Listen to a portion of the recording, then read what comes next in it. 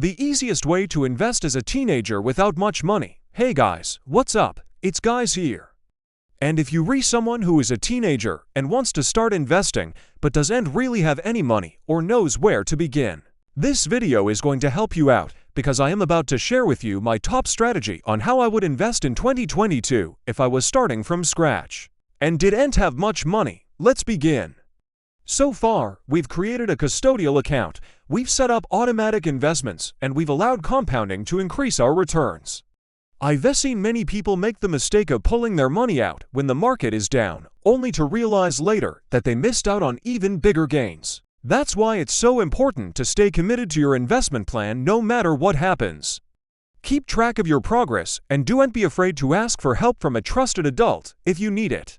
Remember that investing is a long-term game, and the earlier you start, the more time your money has to grow. With consistent effort, you'll be on your way towards financial success in no time. But there is still one more important step that most people forget, and that is to keep track of your progress. This is extremely important to stay motivated and make sure that you're on track to meet your financial goals. So first, let us talk about the biggest problem that most teenagers face when they want to start investing, and that is not having enough money. The average allowance that a teenager receives per week is $38. That's according to Google. Also, if you have any questions or comments, please drop them below because I love getting to answer as many of them as possible. Thank you guys so much for watching, and until next time. This means that you lines need a parent or guardian to sign up for an account on your behalf. So for example, let's say that you get paid every Friday. Now that you've invested your initial amount, any interest earned from that investment will also be automatically reinvested back into more of the fund.